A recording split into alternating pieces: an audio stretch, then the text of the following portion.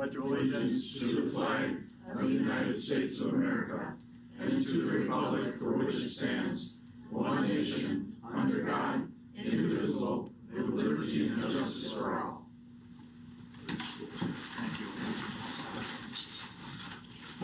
Okay, we'll take a roll call of the board members.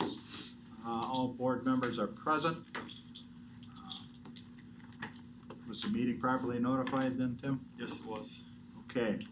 This time we have an opportunity for anybody that has public comment this time. So we have none. We would also like to welcome our guests tonight, including Representative Zimmerman, who's been gracious enough to join us for our meeting tonight. So with that, we'll move on to the next item. There's no public comment to our highlight and youth. We'll start with our FFA trap team presentation. Well, hello again. For those of you that don't know me, I think I know everybody, but a couple of you. My name is Gretchen Roseboom. I'm one of the FFA advisors for St. Croix Central. Appreciate you guys letting us come in so often. It's kind of nice to come in and again showcase some of the members and some of the activities of our chapter. Tonight what we're going to focus on is one of our bigger activities, which is our trap shooting team. We just completed our 5th year of trap, and so I'm going to bring a couple of these guys up here. They're going to talk a little bit about our season, and then we're also going to talk a little bit about this year, new, is a national competition that 7 of our members qualified for. So I'm going to turn it over quick to them. They're going to go through their little spiel. They'll show you our 2nd place trophy there for Conference 6, and then we'll also open it up to any questions that you guys might have about the team and about some of our other activities if you have those. Okay, John? So hi, I'm John Miles. I've been in trap for about 3 years. I started in 8th grade. I'm now going to be a junior, and I'm hoping to continue. So in this previous year, we participated in the Wisconsin State High School Clay Target League. It's the fastest growing sport among high schools. Our league's open to students to 6th through 12th grade students. The spring nearly had 2,000 students involved in the whole entire conference. It had 78 teams across Wisconsin, had up to nearly 500 students in growth and 13 teams in growth. And then we are also known as the safest sport in trap or in high school because there's no injury that's been reported within all the years. Every kid that joins has to have hunter safety or firearm safety before they can even join the team. And then our league is both available in fall and spring. And so as a sport at school, we both get letters for fall and spring. And then we had 23 members in our spring team this year. We had 13 high schoolers, we had 10 middle schoolers. And we utilized the River Falls Sportsman Club as our home facility, and we used their trap range there. Okay. So, hi, I'm Abby Betcher. I'm going to be a senior next year, and I have been a part of the St. Croix Central trap team for 2 years now. And so this past season, this spring, we had a very successful season. We placed 2nd overall in our conference, in Conference 6 as a team. We also had a lot of individuals that placed very well too. Senior Jack and Bowden placed 1st in our conference, and I placed 2nd in overall female Division 8. Overall female division. And Ethan, who is in 8th grade, he placed 2nd overall in the male division. Sophomore John Miles and senior Blake Coleman also placed in the top 15 males overall in Conference 6. And Ethan also made the overall state. He made overall state too.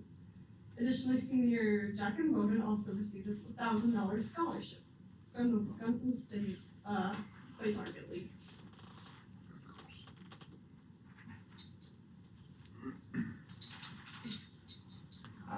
Hello, my name's Ethan Betcher, and I've been shooting trap now in the school for 3 years, and out of the last 2 years, I've been 1st on our team. And this year, I placed 6th in our season average, and we just recently went to state and I placed 5th there. Congratulations. Thank you. Our state tournament was held June 9th at the Wisconsin Trap Shooting Association home grounds in Rome, Wisconsin. This was the 5th year for the state tournament, and SCC has been a part of it every year. This tournament has over 1,500 students, almost double from last year. We had 11 team members participate and 1 varsity team. Our team placed 6th out of 67 teams, and I tied for 5th, high male. John Miles placed 23rd, Blake Coleman placed 50th overall in the male division. Jack and Bowden and Abby Bedger placed 22nd and 33rd overall in our female division. Now, Brock. My name is Brock Thorson. I just finished 7th grade, and I've been part of the SCC trap team for 2 years now. And July 12th through 15th will be the first National USA High School Play Target League tournament in Mason, Michigan. And there are 1,400 athletes participating in the individual competition, and 280 teams from 28 states will be competing in this event. Both individuals and teams had to meet very high standards to qualify to participate in this tournament. Our team had 7 members qualify to participate, and we have 5 team members participating both individually and as a team. John Miles, Ethan Betcher, Abby Betcher, myself, and Blake Coleman. We're excited to represent St. Croix Central and our FFA chapter at this prestigious event. Alright, so thanks guys. Thank That's you. kind of an overview. Do you guys have any questions for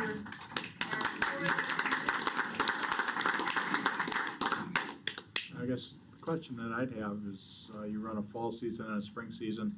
Are the members from the fall team also members of the spring league, or is there a large turnover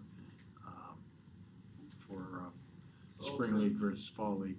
For the fall league, you sign up for the fall league, and usually, since we had issues in the past of having kids go to state, they usually paid and then they wouldn't go. So instead of having them pay for a state and there's no state in the fall, it's a lower price season to join. I don't have the exact price with me, but then in the spring season, you have the state tournament, you have overall, and then you also have nationals. So the difference is fall league is kind of, if you really want to say, it's more of a prep for spring season.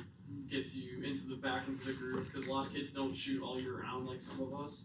I know I shoot almost every week, so some kids they shoot once a month only during school season. So basically the fall season makes it easier for the kids who are going into spring season, a little more acquainted back into trap again.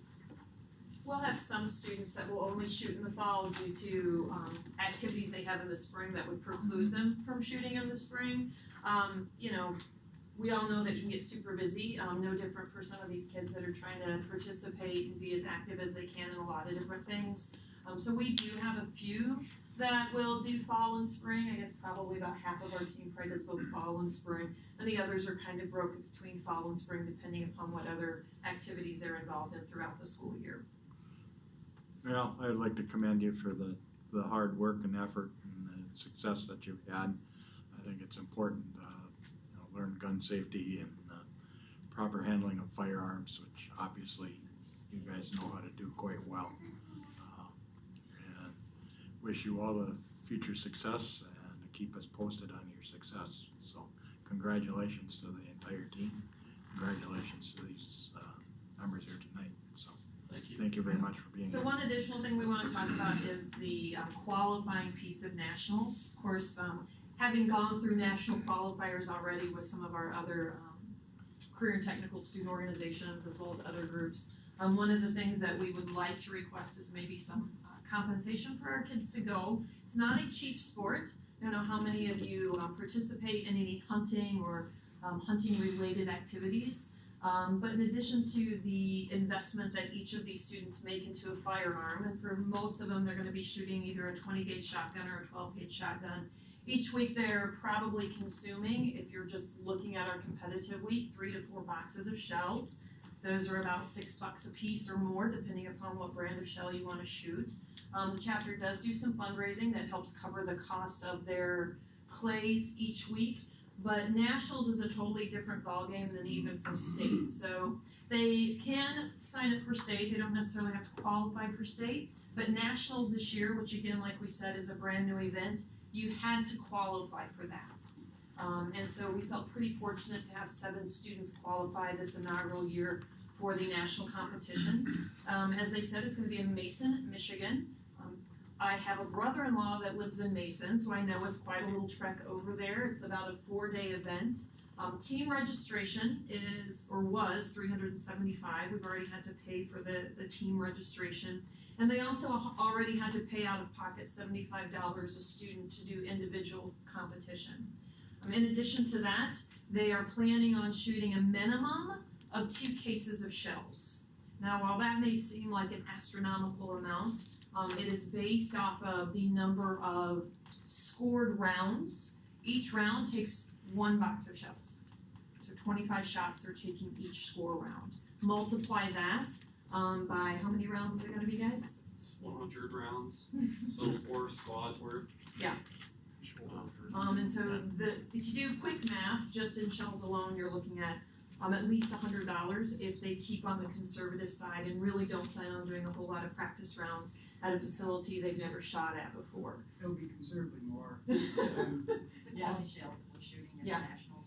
This year with my family, my 2 shooters alone, I have $2,800 in ammunition alone. And just in the spring season. I'll introduce some of our other folks here. That's Greg Betcher. In addition to 2 of his son Austin last year was also on our track team. He graduated and went to Stout this year. So he's one of our alum, and they actually come back periodically and shoot with them, which is a lot of fun. He also volunteer coaches for us. Dave Thorson here on the end, he is also a parent as well as a volunteer coach for us. Dana Betcher is right there next to her husband, those are her 2 kids. Pam Miles is amazing at how she helps us manage and keep us all in line with her communication. She helps run this team. Without her, I know we couldn't do it as well as we do. Her son is John. And then in the back row, we have Jack Thomas.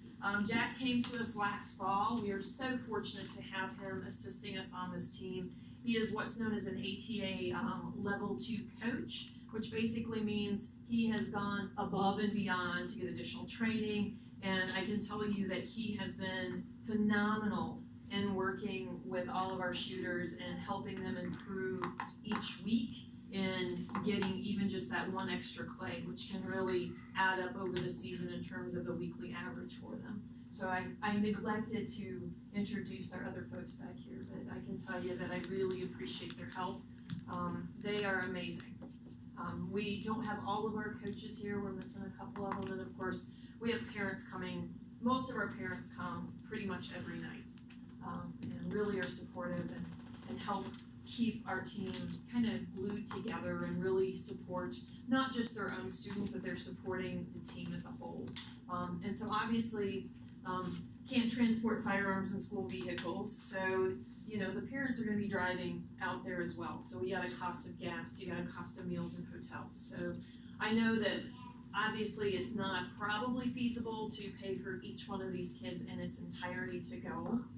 But any kind of support that we could get from the school and the school board to help offset some of those costs for these individuals would be amazing. And I know these 4, as well as Blake Coleman, who couldn't be here this evening, who's gonna be starting college in the fall, so more expense there. I know they really appreciate it, as would I. Do you have a number in mind of what you would like to see? I guess we hadn't really discussed that because again, it is what we can get, but anything to help offset the cost even slightly for each of them would be great. Registration Was fees 75. alone were $750 for the individuals and the team. And we're looking at Well, a minimum $100 to $150 what we're per spending on shell. shells, almost $200 per kid in and shells alone. Okay. Well, I don't know that the school has resources that we can commit to anything like that at this time, but I think there might be some other sources out there that we might be able to tap into, so. Sure. Awesome, We'll see what we can do. appreciate it, thank you. Definitely Yes. not questioning the need for funds, because I know how expensive it is. But immediately I just started thinking about things that can be done. Have you guys thought about incorporating any kind of reloading? And then We're not allowed to use reloads. that's why I wasn't sure. But then that pushed me even further Yeah. to, as far as the club is concerned, do you guys do anything as far as basic gunsmithing? Are they learning maintenance on their They do. everything? Yeah. So every kid is responsible for bringing in a perfectly functional firearm, and so basically that means after every week of shooting, they should go home, or at the club they have cleaning supplies there for people to use. You are to clean your gun at minimum, which is if you have, say, a pump, you have to take apart the magazine tube, gotta clean the slide, gotta clean the bolt, all that. If you have a break action, you gotta take the barrel off, gotta take the forearm off. So every kid that has a firearm there knows how to disassemble their firearm to the 3 to 4 basic parts, and they're responsible to bring a clean gun and a safe gun, because if we didn't have that, then you could possibly have malfunction, Sure. and Yep. malfunctions can lead to heavy injury, so. Okay, thank you. Qualifying for nationals, is that based on your season scores or on your state, Season. season? Okay. Yeah. Because there's no qualifier for state. You sign up for state and then they base you as a novice, JV or varsity based on your weekly average through the competitive season, for the spring competitive season. And that's how you're classified. And so like Ethan, who is a phenomenal marksman, you've been varsity every year, right? For 3 years Yeah. since 6th grade. So he's competing against individuals that are seniors in high school, but yet he's a 6th grader. So they really, in terms of if you compare it to other events, they really pair you up with like calibered individuals. You know, so individuals who have that same skill set as yours. It doesn't matter your age. They're basing it off of your season, your weekly season average. Any other questions? Just for clarification, one of you wanna talk about your scores? We talk about scores in all other sports. Talk about your accuracy level, cause I don't know if everybody understands Yeah, that that. might be an important piece right there. Yeah, he'll show you in his bag there. All of these are perfect scores that I've shot in trap shooting over the last 3 years. And this has just been middle school. And 3 or 4 days ago, I was just at an ATA tournament, which is the Amateur Trap Association, and I shot my first 100 in a row, which is a huge deal. And like, if I would go to nationals, or well, I am going to nationals, I could possibly have a chance of winning the whole thing if I shoot this again. Now I'd probably be sent to a shoot-off, and then it'd be decided from that. Cool. One thing about this is the kids, like what Ethan just said, we're not just going down there for the experience.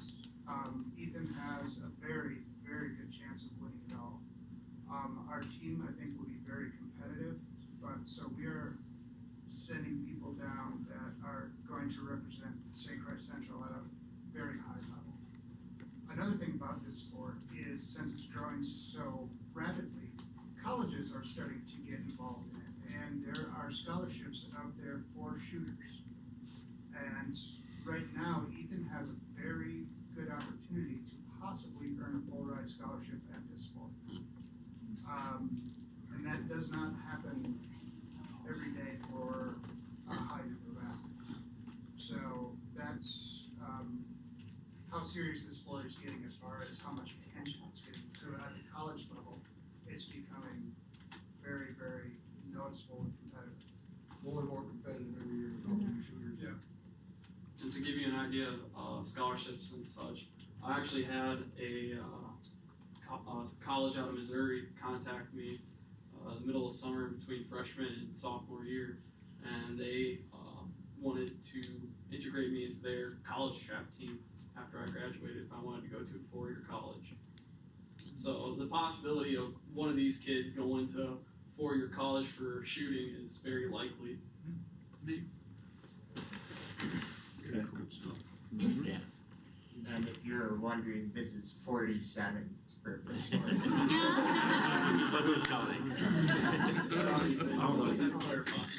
Thank you. I will extend an invitation to all of you, when we start shooting during our regular weeks, you're more than welcome to come as our guest and just kind of watch a night of shooting. This is a family event, and this team is really close. They support one another, they encourage one another. It's really been fun to watch them grow and develop and help each other out. A lot of times our older members, of course, we're always bringing in new younger shooters who are wanting to learn the sport. Our older members are their mentors. You will see them on the line, you will see them right behind, teaching them how to, where they should hold their firearm, how they should be aiming, how they should be looking for things. And I think that's one of the most important pieces of this, is we're not just training these individuals to be good marksmen, we're training them to be leaders, not just in trap shooting, but whatever they go into, because those are really valuable skills, no matter what career path they go down.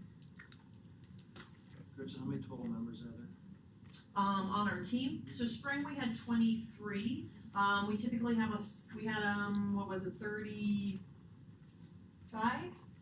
last fall? Yeah, and of course, baseball, softball, and track and field tend to take some of our shooters out in the spring, just because of the way their games fall on our competitive shooting nights as well, so that tends to pull more out in the spring. In the fall, are they able to do a sport plus this? We have a lot of them that play football Okay. as well as trap shoot, because the way our shooting times are set up, they start late enough, because we tend to follow after the River Falls shooting teams, so we tend to not start until roughly, 5 o'clock. And so that gives those individuals a chance to leave football practice, go down to the gun range and still get their, at least minimally 2 competitive rounds in. And a lot of kids that do shoot those sports, they do have gun safes there at the clubhouse, and they're 60 to 80 gun safes. And they say all members can use them, and so you just tell the manager at the gun club, hey, can I put my gun in there on one of the open days, so say Sunday. You can ask Jake, the manager, hey, can I get my gun into the safe? He'll go, okay, he'll unlock the safe, show you where the key is, put your gun in there, come up Thursday. You don't even have to bring anything, your ammo and gun's already there, go up to the safe, open up the safe, get your gun, go shoot. We stress safety before every week.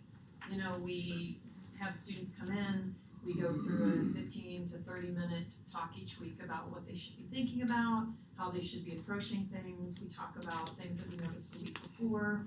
So it really is much like any other sport where you work with them as a team. The difference is they not only compete as a team, but they get a lot of individual awards and honors as well. Well, thank you very much for the Yeah. presentation, and congratulations on your past success, and hope for the best in your future endeavors. Thank you. Hope to hear from you again. Yes, Thanks. good luck. Thank you. Thank you.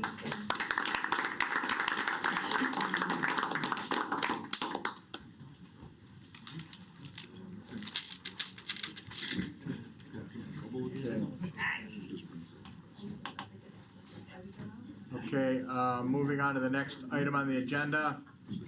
Comments from board members and superintendent. So I don't know if we have any at this time. So, hearing none, it's been kind of quiet since graduation, so. We'll move on to the next item, which is a presentation on our career technical education by our CTE high school staff. So, First of all, you have to excuse us with the podium because this is not our comfort level. We're used to having dishwashers and ovens and skill saws behind us, so this is like really weird to be standing in front of a quiet group. For those that don't know, my name is Tracy Crowley and I am business and marketing education and I'm at the middle school and high school. which is kind of unique about our team, compared to some of the other teams at the school. You've already met Gretchen. I'm Courtney Hawkins, Family and Consumer Science Education at high school. Garrett Wenzel, tech ed teacher at high school. And one of the things that is I kind of introduced us as a team, because we're very unique in the district, because we're made up of 4 individual departments that have to work together as a team to really focus on that career and college readiness. And that's kind of the focus of our presentation today. If you look at the screen, the quality components of a career and technical education are the 3 main circles in the middle. We have academic and technical skills, we have a work-based learning, and then we have our leadership and 21st century skills through CTSOs. And we're gonna go over each one of those today with some of the highlights of what we cover in our team. Courtney, you're first. Alright, so I'm going to specifically highlight one of the huge reports that I do at the end of the year. I wish I could start earlier, but I can't. So it's called the CTERS report, which stands for the Career and Technical Education Enrollment Reporting System. I just go by CTERS because that's a lot easier.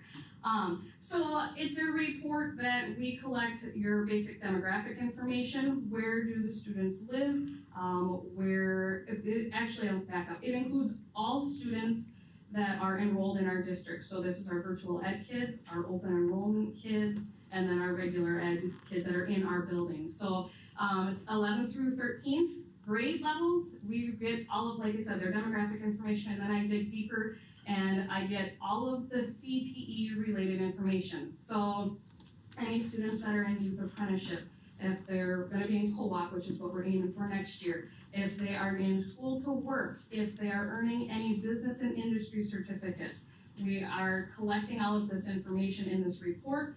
And then it is sent down to the Department of Public Instruction to check and verify if our career and technical education department or team here is meeting the core indicators of performance for our CTE program. One of the ones that I know Garrett specifically has been working on is to get more females involved in technical education, because that is one of the things that we kind of get dinged on every year. When I first started doing the report, one of the things that we kind of had to aim for was increasing our math scores. And that's not just in CTE. We're trying to incorporate that throughout the entire district. So when we have to meet these core indicators of performance, we have to do it for all students. Even though this report includes every student, but the follow-up report that I do is only on the students that are considered CTE concentrators, meaning they have taken 2 or more courses related to their declared degree program.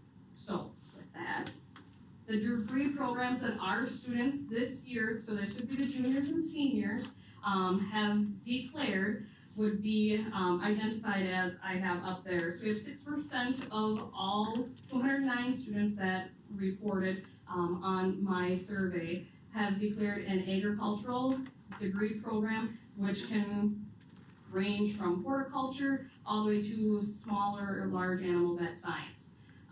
Technical education was 11%, and that's construction, manufacturing, STEM, everything, electricity, alignment, everything that falls under that. Business and marketing was at 15%, and that includes your computer science, a lot of business admin. We have a lot of kids that also want to go into marketing, but we do have those IT skills within that group as well. Family and Consumer Science education was also at 6%. Those are all of our students that are going on specifically into education. We don't have a lot going into culinary yet. And then we also have health sciences, which was at 12%. And that's kind of a broad one that includes our nursing students, pre-med students, our students that are going into physical therapy, exercise science is like a big thing right now too with that. So those, again, that's just our juniors and seniors. And so we will continue to keep track. Usually the juniors change their mind when I survey them again next year, which is fun to see and have those conversations with them. If there are students that don't take my survey, I get to have a wonderful conversation with them. And the other thing with this report is undecided is not an option. So I do have a lot of students that, I can't remember what I said at one of our meetings, I think we're at 10% of juniors and seniors that have said they don't know what they were going to do. So then I get to hunt them down and also have another conversation with them and say, what are you interested in, and I look at their whole transcript and say, these are the courses you took, why did you take those courses, are you interested in anything, related to the courses that you took? So it's kind of to get some ideas into them thinking about their future. So, the other thing I wanted to share, again, this is just from our juniors and seniors this year, is where are our students going after they plan to graduate high school. So you'll see up here we have 61% are declaring that they are going or planning to go to a four-year university. 21% are planning to go to a two-year or technical or community college, and then we have 18% that are in that military work, take time off type of choice that they're gonna do. So And that's of the 209, or that's all seniors? that's of the 209. Yep, that's juniors and seniors. And one of the things that the CTERS data is important to us is this is really what keeps, every year we get a nice little Carl Perkins grant that funds a lot of our CTSOs, it funds some of the equipment, it has to be for new programs. But all of that funding is because we hit their quality core components that we need for quality CTE programs. If we're not hitting the mark or we're not considered a quality program, we lose that funding. Do you know what we got last year for Carl Perkins? It was a little over 5,000. So I mean, that's some extra funding that helps us do things in our CTE areas that we might not have that availability to do if we didn't have some of these quality components. And most of our Carl Perkins funding goes towards professional development for all of us. I think Gretchen and I were the only ones that used it on resources as well as professional development. So a huge chunk, over 4,000, I'd say, goes towards all of our professional development opportunities so that we can be updated with all of our information. Because our content areas are changing all the time. So we have to remain up to date. And plus, they put so many restrictions on the resources that we can buy because they'll say, why isn't your district buying it? So that really, they put so many handcuffs on us that it's just professional development and like she said, we're changing all the time. And I know the business area, we can use it for our students traveling, so a lot of that money goes, at least for I know I get to go to Baltimore, super excited in a couple weeks for our nationals. But that's really what's paying for a lot of my trip is some of that funding. So that's why this data is so important to us. And we do, as a CTE department or as a CTE team, we look at this a lot and we really analyze, are we meeting? Because if you see, we're a 4-person team or a 4-person department, I should say. So we have business and we have 1.5, not even 1.5 teachers at the high school that teaches business, finance, marketing, IT, and we try to be kind of a catch-all. And if you notice that huge gap going into that health, and that's one of the things that I know as a department, we have a ton of students who want to declare a health major, and it's probably one of our weaknesses, at least at the high school level, that we see a need in, that we only have, I know we have one Anat and Phys science credit that kids can go into, but we have nothing in the CT area. So that is something that we utilize this report when we come up with goals and where we want our departments, and even some of the classes that we offer. Yeah, we have out of this year's survey that it is 65% of all of the juniors and seniors at some point in their 3 or 4 years have taken a transcripted credit course, which is through WITC. So that's awesome. So some of them could have started at freshman year, or they could be getting it their senior year as well. So that's a good percentage for us as a department to have that. 2 questions. The year 13, is that do you follow up and after they graduate? Yep. So any students that have been declared a CTE concentrator, so 2 or more CTE classes related to their declared pathway, that's where it gets tricky. Because we have a lot of students that, for instance, are health science students. We don't have anything for them, but it would be great to count them as CTE concentrators because we need more funding. But we don't have any CTE classes, but we have like a wide variety of business classes. So most of our concentrators are in the business tech areas.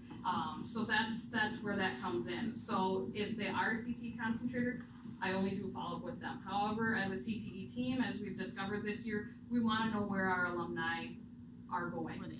So we as a team are going to do a follow-up report on all of our graduates every year. The other information. thing that kind of throws us into a loop is when kids take virtual ed classes that are not taught by a tech ed, like for instance right now, and I don't know, but we have Reimer who teaches some of the tech ed classes. Because he's not a certified CTE teacher, we can't count those kids in those classes in our report. So that's why we're working on getting him his license. Sorry, we know that. Yeah.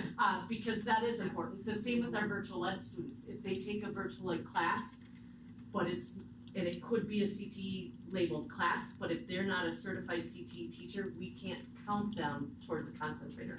So we're really trying to make sure that if they're true concentrators, we're labeling it right, or Garrett's really their teacher and we have a long-term sub, because we know that, I mean, we're one person departments and we're trying to. So the reaching out to, cause WITC is who we work with, right?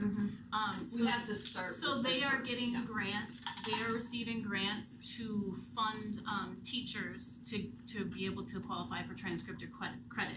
So it's, the college is getting money specifically for high school teachers to get them qualified, so that might be something I would look into, especially for Jordy. And then they will also send instructors sometime, I mean, a lot of our instructors go to high schools and teach, so if you're looking in that health or career, they may have an instructor. And looking at licensing, like I know with the business ed or hers, we could do a medical terminology. Again, when you're one person departments, we're trying to be kind of a jack of all trades and wear as many hats as we can and really satisfy the whole. And that's one discussion that we're constantly having is what courses should we be offering? Where is that student need? And let's be honest, this junior class was, I don't wanna call them a freak of nature, but they are just a very, and you'll see that on the next one where they go, they're very unique and they had a huge health science pull. There's a ton of, I know in my futures class, I had 30 kids in a class and on the average was at least 6 or 7 students in every class that wanted to be a doctor or surgeon, and they have the brains and they have the drive to get themselves there. So we are gonna be, hopefully they all come back and put their money into our district because they're gonna be an outstanding group. They are, so thank you. Going off this, one of the other things that as a CTE department we look at to see, are we really training our kids? Are we getting them to that career readiness? Is, I know you all know what the ACT is. The other part of that platform is the Workkeys, and they take that kind of the day after their ACT test. It is administered through ACT, and this really looks at taking those academic skills and can the kids apply them? Okay, looking at their math book and saying, okay, now can you figure out if a room is 12 by 12 and this is 300 or $3.59 a square yard, how many square yards do you need to fit in this room? So that's what the Workkeys does, is it really takes all of that academic knowledge and puts it into an applied career. They're given kind of 3 sections of it. The first one is the applied math. And again, that's the type of question. Graphic literacy is, can they read charts and graphs? And then workplace documents. And workplace documents is giving them a copy of one of our school board policies and having them read and interpret it. It might be giving them a time card and having them look and interpret it. So that's what the Workkeys does. On each test, they can score a level score of between a 3 and a 7. 7 is a high, 3 is kind of the lowest that they can get. 3 out of the 117 juniors this year that took the test scored a 7 on all 3 tests. 30 out of 117 scored 7 on the applied mathematics. So I know, like Courtney said, math was one of the things that we really wanted to push. You can tell that because 25.6% of our students scored a 7, and we're gonna show you kind of what the national level is.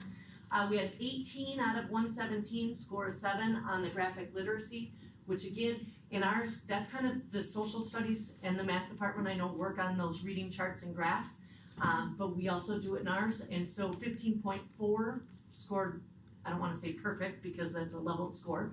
And then only 6 out of 117 scored it on workplace documents. So for us, we just kind of ran this data when we got it, but that obviously is an area of need for us or an area of growth.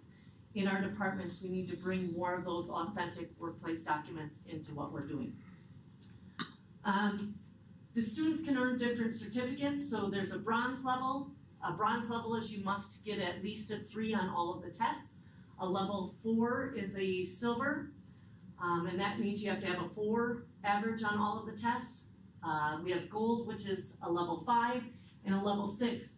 And ECT actually breaks it down to what type of jobs you need, and if the students really got in and looked at their scores, they can click on their math score and it will show you, here's the type of jobs that you can get with that level. So you can kind of see, they're saying with a platinum, you could do 99% of the jobs out there if you got a platinum level. 90% is you could do if you got the gold, 65 and 35 if you got the bronze. So looking at that, we had only 2 students out of the 117 that did not earn any of the certificates. And they only were deficient in 1 out of the 3 tests. So it wasn't like they scored below, it was like one of the areas they scored below a 3. But we had 17 students earn a bronze, 34 earned a silver, 37 earned a gold, and 27 of our students earned the platinum certificate. And if you look at how we did compared to the national benchmark, the national benchmark for the platinum is 1%, and we had 23% of our junior class earn that platinum certificate. That just tells you that class is, absolutely outstanding. We had 32% of our students earn the gold, where the national benchmark is only 20%. 29% is silver, and you can see our, it was actually 1.7, but I rounded up because I'm a numbers person, had the none, and the national kind of benchmark or average is 11%. So this is one of the reports that we look at in the scores, because this is what shows us, are we doing a good job? Are we getting these kids career ready? And not meaning that they're not going 4 years. It doesn't mean that. It just means they're going to be successful even once they're done with the 4 years, because they know how to apply that knowledge. And that's really what we work on. We're the ones who take the textbook and apply it to real life. And I know in school I was book smart, but you gave me a square and tried to figure out an angle. I'm sure you don't even use squares, but that tells you what I know. Well, that's what we find, that's a lot kind of of kids where are we're at. scared to do that, so that's one of our hurdles we're trying to overcome, is getting some of those kids who have been so solid and strong in quote book knowledge their whole life into being okay, as we've talked, in many of our staff meetings, with failure. It's okay to try something and fail at it, just so long as you keep trying again to get better, because again, that's what, when they get out in the real world, they're gonna be looking at. So those first 2 sections were really on our academic and technical skills. Now we're gonna get into a little bit about what we offer for work-based learning, because again, for a smaller school district, I think we rock and roll in this. Go ahead, Garrett. Okay, we'll talk about a lot of great opportunities that we have for students here. But man, I just tell you, it's just a lot of information to take in all at once. I know, but I just stand and listen to everybody else talk here on the team, and it's just awesome to see this passion level of a career tech ed or career technical education department. It's amazing. Anyways, so we have job shadowing. This is probably Teachers and Features class, and all the juniors enrolled in that class have to do some sort of job shadow. That's a great one. And that was brand new this year that we brought into the Futures classes. Every student has to go out on a 3 to 8 hour job shadow in the career area they're interested in. And as much as we could, we tried to get as direct match. We had a couple issues obviously in the medical field, but every student at least got tours and got interviews with people out there. And the students, it was so refreshing to see, like, I didn't know that's what it was like. And you have some kids that are really excited and they're like, I didn't know that was what it was like. It's like, so it just is something new to open their eyes to possibilities out there, so.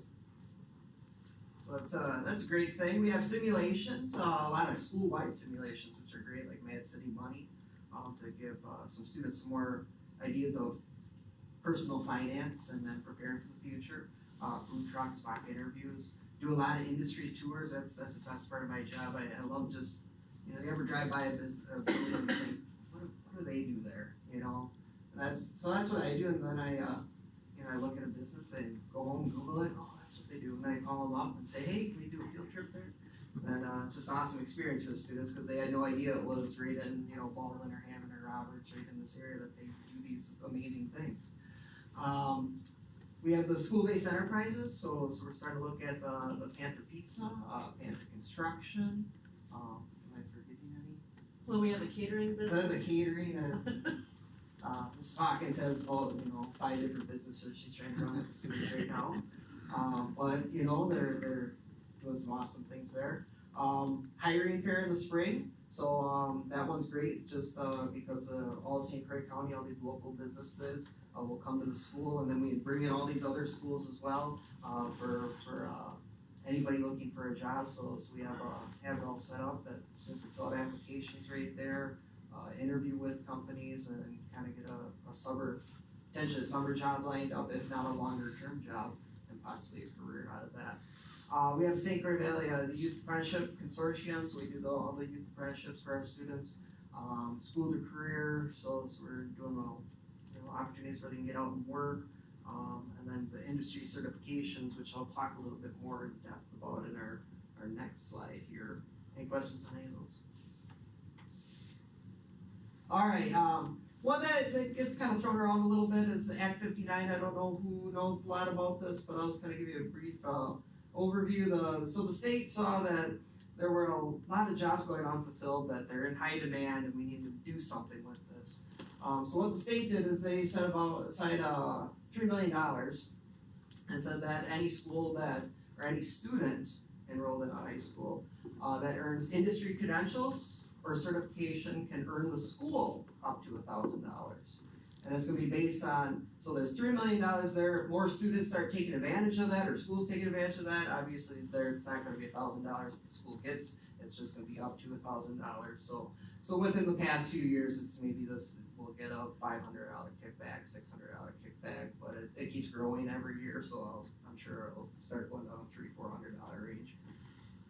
So anyways, the ones that we cover here and try to put, integrate into our classes is the Youth Apprenticeship Program. So any student that actually successfully completes that, so it's the 450 hours. 450 hours, and then I did print, they actually have checklists, and these checklists are pretty extensive of what they have to do either between work-based or school-based, that they have to complete. I know we had 24 students that started it, only 20 actually completed their checklist or got their hours or something. I don't know what the difference would have been, but all of our youth apprenticeship students is run through our school to career kind of teacher, which is COUG, which we don't know when it could be in the future, so we'll figure that out. But I know Nick does a lot of the paperwork, and I'm just gonna give you the first couple pages you'll see are just more employability skills, kind of being a good employee, but the last page of that checklist, look at some of the skills. I looked at the marketing one, and they have to actually organize and participate in an advertising campaign. I was like, as a high school student, like that's incredible. So pretty strenuous to get our students to do that, to even know we had 20 of them completed.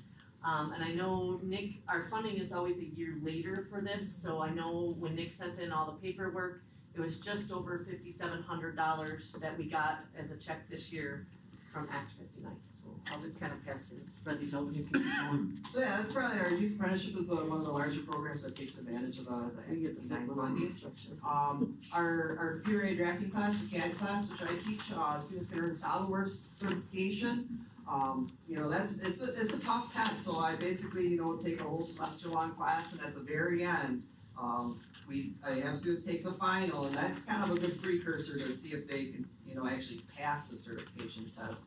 And the students that earn, a certain score or above, we can take certification tests then from there. So every year that keeps on growing, how many students actually pass that. Like I said, it's a tough test. But it's nice to have this funding to help support that, because it's $100 per student to take that test. And then also I have to make sure that the software is up to date, every 3 years to make sure that it's aligning with the certification. Mrs. Hawkins, students also can earn their assistant childcare teacher certification as well. And that's been a great one as well. And then next year with the Construction Academy, any students that are in technical diploma while in high school also get that as well. And right now we have 10 kids enrolled, so there's a lot of potential there as well. So it's been a great program that it's bringing funding back into all of our areas and helping to support. And a lot of this funding is really necessary, like I said, with the software for SolidWorks. It's expensive software, it's expensive to, $100 a kid to take the test that, we cover, so I use all this funding just for that. This kind of, Nick prepared this, but you can see kind of some of our program areas. We had 6 students in the youth apprenticeship in the agriculture area. We had 1 for the architecture and construction, 1 in finance, 2 in health science. We had 11 in the hospitality, lodging, and tourism, which is going to be, a lot of that I think was your food service. We had 1 in the information technology, 2 students in manufacturing, for this current school year. And like I said, some of the checklists are easier to manage than others just because of the industry we have and the industry that will allow our students to do some of these skills. So that kind of looking at our area of where we're at, but we just kind of wanted to show, and his other chart on the side shows how many people have participated. The first year that Mr. Haug took it over, I'm not sure how he did this, but I wanna say, so, we had 13, but you can see that growth every year. And that's again, that quality. We could just have, in the past, we kind of were a school to work where kids were just out there. We said we wanted to take that and add a little bit of teeth to our program, so it's not just kids out there doing, if you're gonna go out and work, let's at least get them some credentials to it and let's get them. I know our IT person, again, I'm a little jealous because he learned all of his IT skills from me, because I was his one and only IT teacher. But he took that little bit and grew, and he is like the second IT person at Russ Davis. I mean, as a high school student, I'm jealous because I know what he makes. But he took that and he ran with it. I mean, what a great opportunity for high school students, and that's what these skills certificate programs, that's what we want our programs to do more of, is really getting them, because we are one teacher programs. This is kind of that next great thing, probably even better, because our kids are getting better experience by getting them hands-on, but still having that connection to that school day with one of us looking in, what are you learning? And we work with that employer to make sure that those skill certificates get completed. And with that, the kids don't just go out and work, they do have curriculum that Nick has set up for them to do online.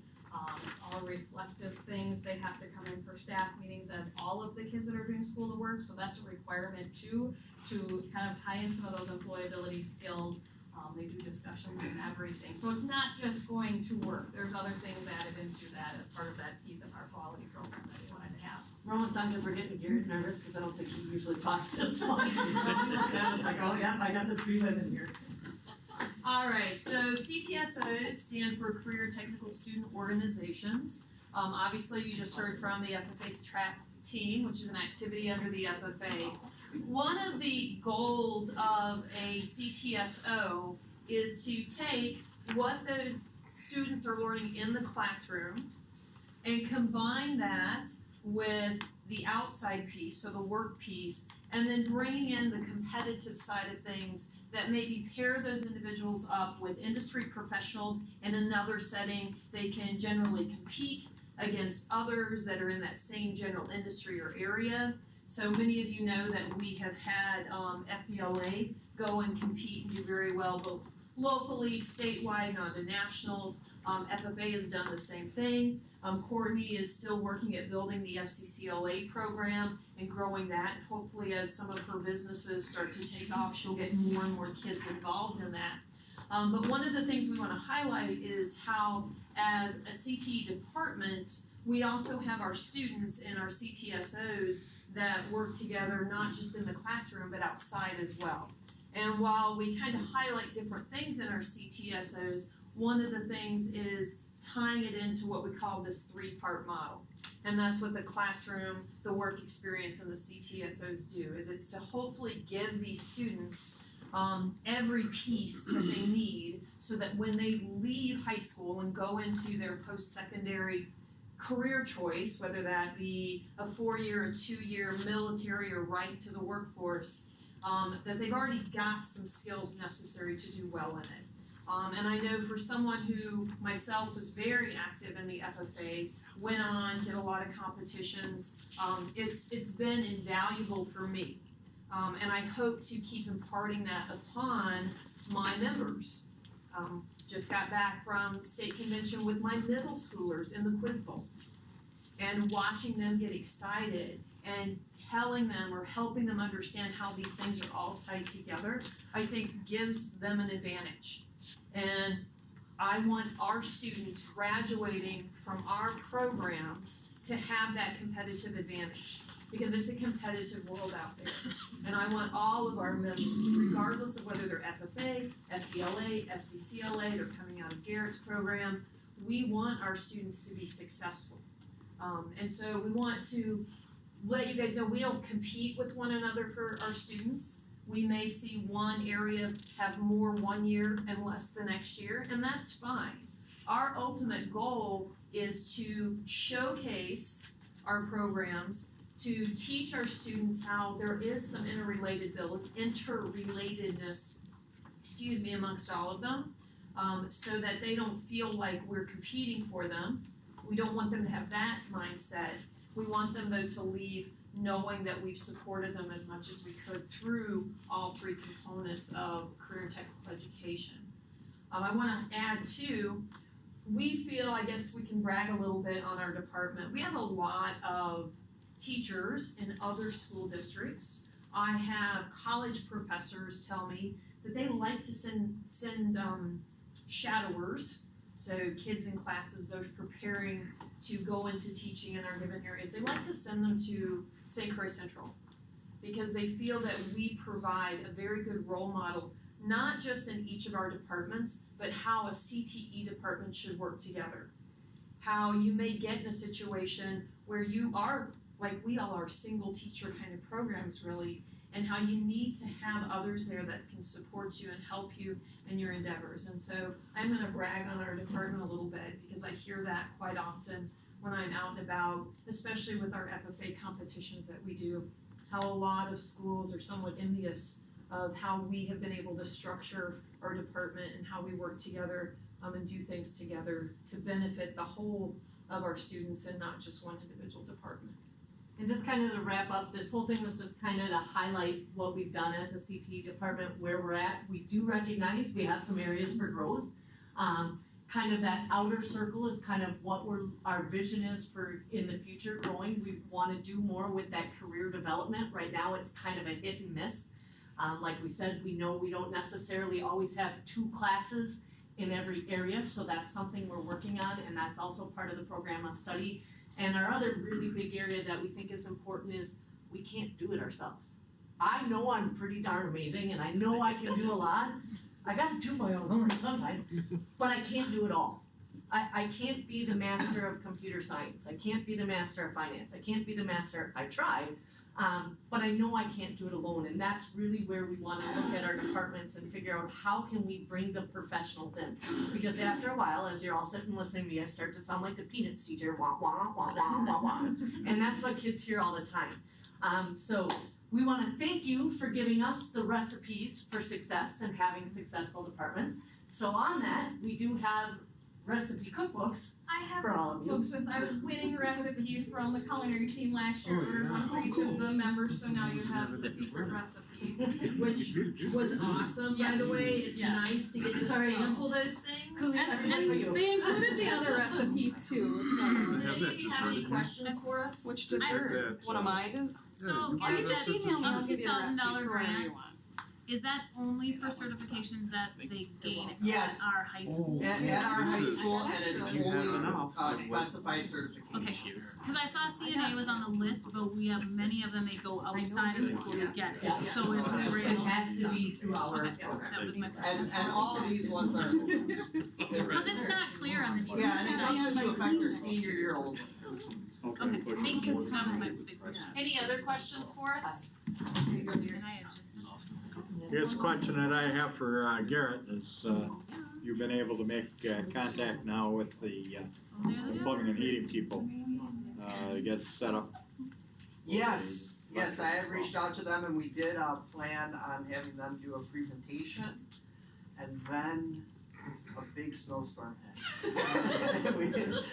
So I know think the it's weather the wasn't beginning of cooperative. April and that kind of fell through then. But I do have them on the agenda for, well, I have to get them on the agenda for next year. I want to bring in at least one guest speaker a month and talk about the different trades. So, Okay. so I appreciate that.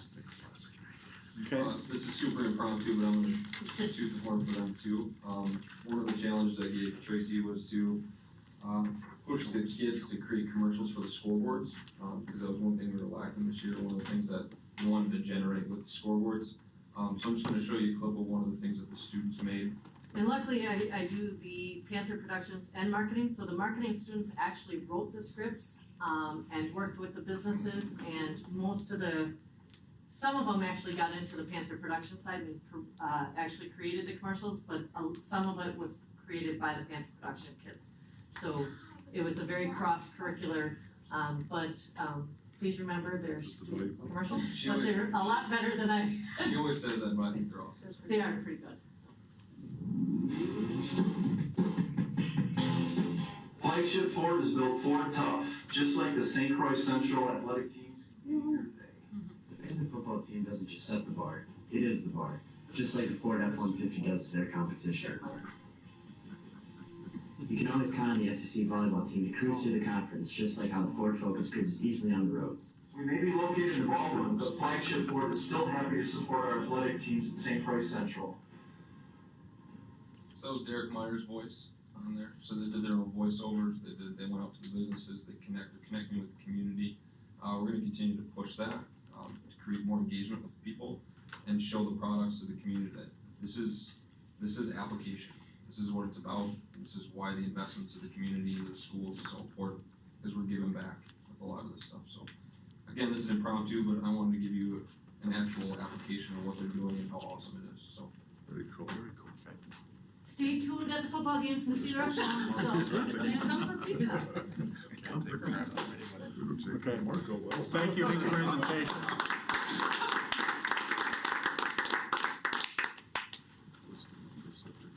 Thank you for the presentation, we appreciate the hard work, and thank you, Courtney, for the cookbook. Okay, moving on to the next item on our agenda. We have Representative Shannon Zimmerman with us tonight for questions and views from Madison, and give a little update and discussion, I guess. There, so. Would you want me to provide maybe a high-level overview and then turn it over to an interactive question that seem appropriate? Sure. All right, very good.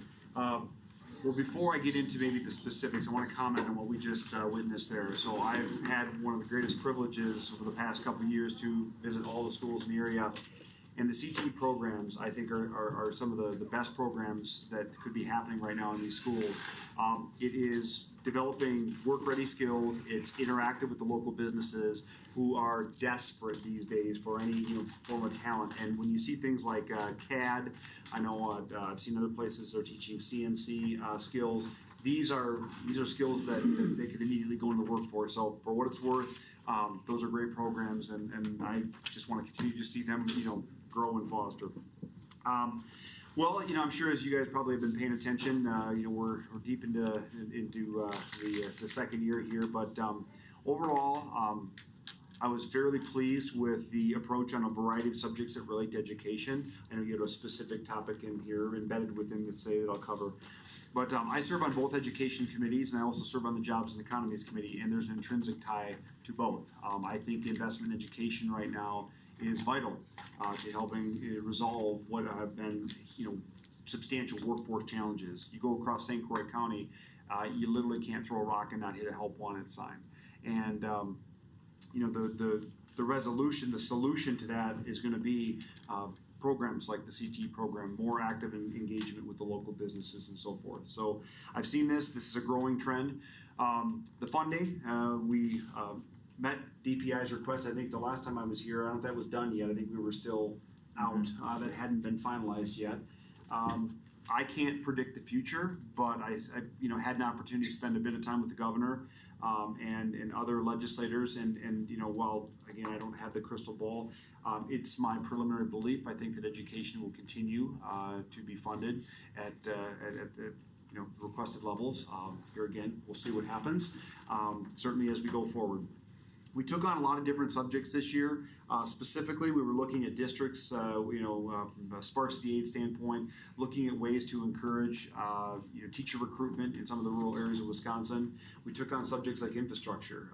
In some of these classrooms, they just don't have the infrastructure to necessarily deliver, data as needed, and in their homes, right? Because so much of the curriculum now can be, conducted, homework can be done, on an iPad or on a computer, and in some of these folks' home, they don't have that infrastructure.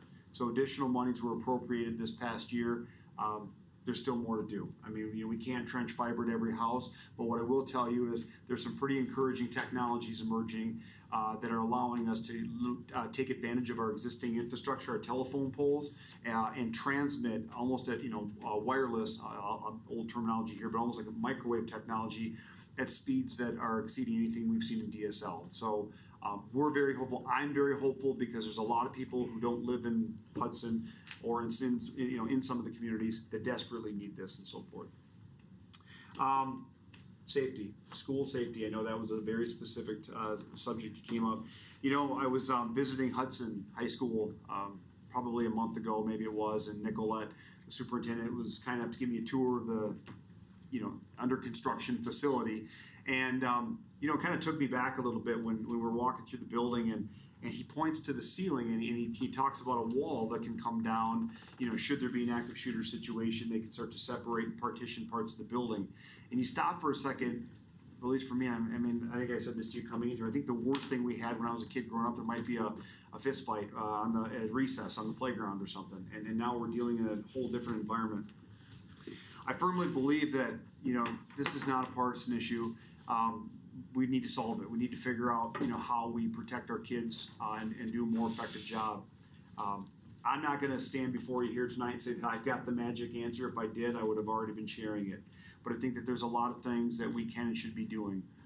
The governor proposed, and it would later be passed, a $100 million appropriation for a wide variety of grants, an array of different things meant to start, I think, addressing this process. I don't know necessarily that it's enough. I don't know that, how we address this, because I think there are a variety of different ways. Schools are putting in secure doors now. Well, we talked about a variety of other techniques that they're using, but it's a step in the right direction. And I think the way that we address this is through greater, communication and interaction with the local schools. I remember the day we were actually voting on this package of bills. We stepped out for a break, or just before we went into session, and I called. There were some elementary teachers in River Falls I've gotten to know really well, and I called to ask them just some questions on this. Right? Would you want a security guard in your school? And it's such a mixed bag of answers, because I had one of the teachers say to me, "No, I don't want that at all," because it gives the feeling of a prison, or there's a guard there, and that's intimidating and maybe threatening the kids. But then not 10 minutes later, I'm talking to the other teacher, and they're like, "No, I want someone there who is skilled and versed in maybe handling these sort of situations and the other challenges that schools face." It's not just the shooter. I have to imagine that you have disgruntled parents maybe in custody situations that your schools have to deal with as well. So it's clearly a topic that everyone is talking about, and we're all trying to get to the right answer. But I don't know that there'll be one answer. I think that it's going to be a process. But for me, I got 4 grandkids in the elementary schools of River Falls now. Well, 3 in schools. It's a big deal to me personally as well. Although my boys are out of school, it matters to our communities. I'm going to pause because I could start to get into a lot of other stuff. What questions can I answer for anybody here? I guess to me, it saddens me that we have to go to this extent to provide the security to buildings and secure behavior that's inappropriate, when there's so many other needs in the field of education. We need teachers, we need equipment, we need classrooms, you know, to have to pull $100 million out of the state budget and spend it on something like this, I guess, I find it troubling to me, and I find it sad that we have come to that state of affairs. I know a lot of it, we've gone through a lot of the security improvements in St. Croix Central here over the last, you know, even 5 years. We've seen dramatic improvements of, you know, secured entrances, you know, doorstop security cameras, so on and so forth. So I guess, you know, part of my question in the safety bill is it, it's sort of a mixed bag to me. Is it monies available for programs? Is it monies available for just capital equipment to be entered in there? And, you know, I'm still trying to sort out all the different. Well, it's new, and so the answer to your question is both. There's monies that can be allocated. DOJ can create a variety or can administer the grant process. There's very specific things in there which now require certain threats at schools. They have to be acted on. There's no longer an option to interpret the act as maybe if it's threatening, it's threatening and it gets dealt with. As I said, I think this is a start. I think this is a start in an effort to try and resolve this. You know, if you go upstream, and this is kind of the way I think about this, I have spent countless hours discussing mental health, opiate, meth, different types of abuse, and all of this sort of destructive behavior that happens, sadly, these days. And I'm not saying that that's the reason, but it's one part of this equation for sure. And so, yeah, I'm the first to tell you, you know, that we can lock doors and we can do all those different things. Those are after the fact measures. But when someone's at the point where they've made the decision to go into a school, maybe and create harm or whatever the case may be, we've got to get upstream and figure out what even got them to that point. You know, we've been with the St. Croix County. The governor has what's called the HOPE Agenda. It's a program designed to specifically attack heroin, opiate overdoses, education, preventative measures. We passed a bill. Well, I know this also affected schools. We authorize schools to have Narcan in the schools, and we authorize, you know, law enforcement as well. 1 week in Hudson after the bill passed, they had their first save. And you know, on one hand, you say, well, you know, that's great, but it's too bad that it's that frequent nowadays that we have to deal with this. So I do want to point out that outside of even the security package or the money's appropriated, there's also additional efforts, and I think we have to be committed, I say as a society, to getting upstream and figuring out what brings someone to that point where they think it's okay to take action in the manner they do. Yeah. So one of the discussions we've had at the board level is we've had a presentation by our local police chiefs on trying to put a resource officer in the schools, you know, and I see it as a sliding scale where you can get a grant and they'll fund it so much each year, and it's a declining scale. I guess to me, I'm looking at the usefulness. You know, I could see the advantage of having an officer in there and relating to the students. However, if I were personally to spend that kind of money in the school, I would spend it on some mental health professionals, some mental health interventionists, to have them on site to deal with the day-to-day mental problems that we have.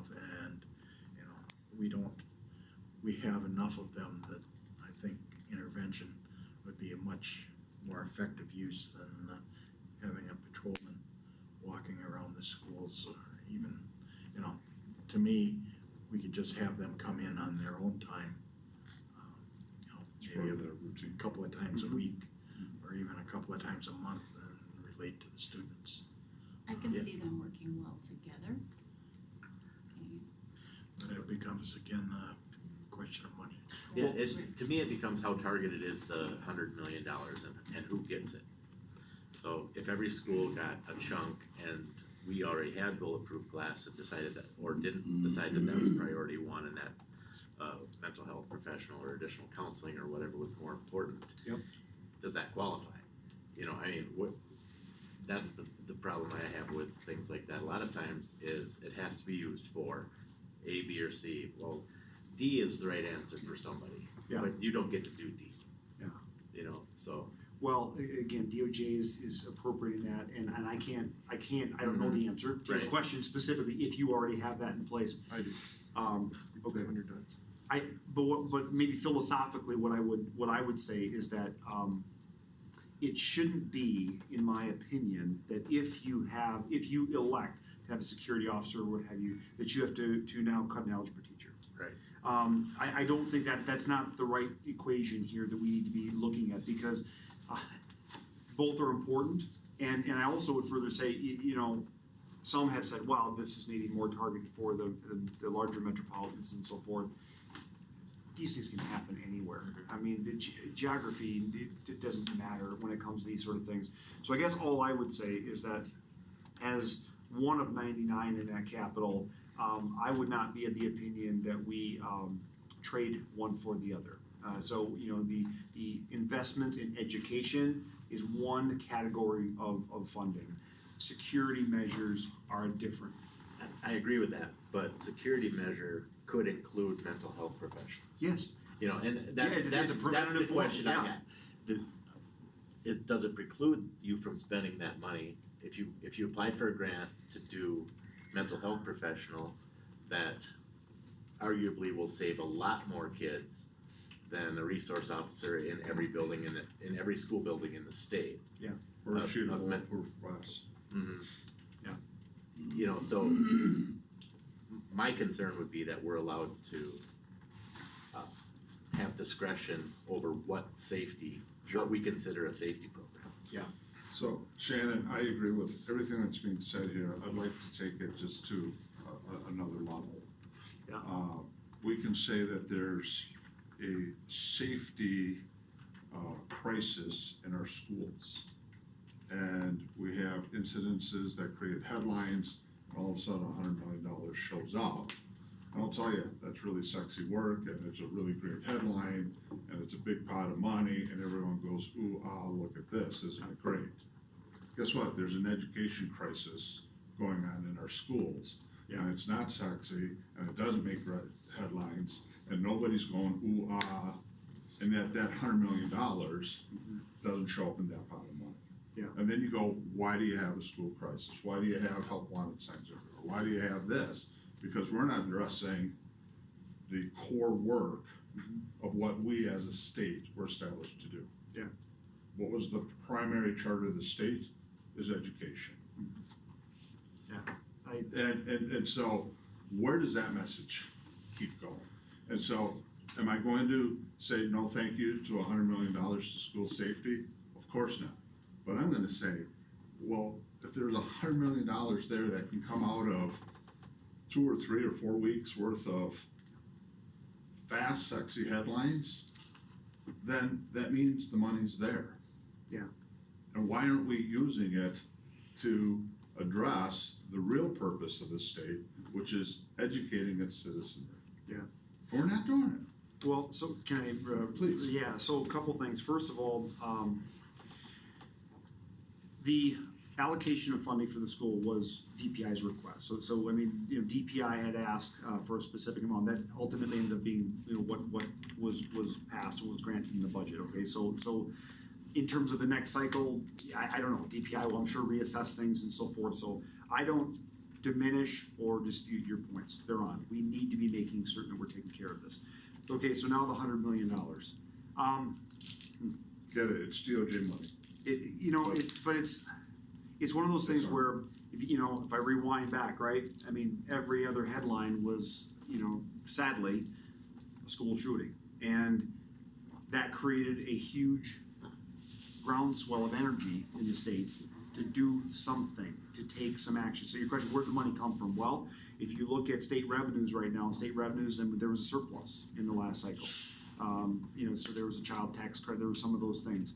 That's partly a product of maybe past reforms, but also a product of a thriving economy right now that's helping that. I'm not Nostradamus, but I'm looking forward, I would say, I think the next cycle still would be favorable. So what do we do with, do we invest more so? To be determined, but I agree with you in the sense of we do need to make sure that we are investing in education. I'm a Republican, for those of you maybe who don't necessarily agree with that, but I'm gonna say this. I actually was at a presentation recently, and somebody asked me, you speak so positively about education for a Republican. I went, oh, this shouldn't be a partisan issue. I mean, this is investment in children who will take our jobs, who will raise families in our communities and so forth. So we as a state can do better. I think from a funding, I think a program such as the one we just saw also help in our communities because it helps those youngsters learn job skills. Maybe they learn, they do something they realize they don't ever want to do, but now they haven't spent 2 years or 4 years getting an education in it. So any bit of interaction we can do is going to be positive in that regard. Absolutely. And I'm on soapbox, so I'm gonna go one further. I also contend right now, and this is something that on my education committee I've been socializing, I think that there's opportunities for funding from the private sector and these businesses you're gonna interact with. Now, current law is a little bit, makes that tough, but I think that there are opportunities. When you are a machinist company in River Falls, and you need some skills, and you can actually garner some of those skills from the student, there could be funding models which actually help offset some of the coursework and training that they would have received in the classroom. Now, it's theoretical, but this is something that I think is opportune for us. We need to look at those types of models. The thing that Garrett said about driving by these buildings and wondering what goes on in there, from your position, you probably have better access to get the word out that these businesses should contact the school. Yeah. It shouldn't be all on the school to go to them. So if some of those businesses 100%. would come and say, we need welders and we'll do an internship or we'll do whatever. So if you can facilitate Yes. some of that, that would be fantastic. So a couple things. Many years ago, so I'm also an employer in River Falls, and my wife and I came from literally nothing in this state. Was very blessed to grow a big company in that community, and we started a program. I was part of the development group, Work River Falls, and it was a cooperation between the university, the technical college, the high school, city, and so forth. But the whole idea was to raise awareness. People were driving by our building every day on their long commute, drinking their coffee, going into the cities, and they could take that same paying job right there, but they didn't know. Well, the same, I think what you're talking about is it's about marketing and awareness. Kind of the inverse of it, actually, yeah. And so what happens is the average probably employer naturally, just because of historical behavioral conditioning, doesn't think to contact the school for potential resources. That we need to change. And it's good for the school and it's good for the student. Especially when they realize that they need summer help, and if you get a kid as a junior, you've got them for maybe 4 years. And you've got them into your industry and you have them aware of what's going on. It's the plastics companies that are around or the metal fabs or whatever, so. I was at CBTC in River Falls, and Bruce Barker, the president of CBTC, was there. I didn't realize with a 2-year degree as an electrician, they're averaging now within 2 to 3 years of, in the workforce, $100,000 a year. I was astonished, in this Western District to hear that, but I mean, it's really good for a family. And so those are the things we can't look past and we have to be promoting more so. Back one step to the $100 million grant for school safety. The headline is school shooting, and the headline is school shooting, and the headline is school shooting. And the secondary headline that's not getting the attention is suicide and dropout and whatever. And they're the ones who would be better served. We lose more kids in this state to suicide than we do to school shootings by degrees.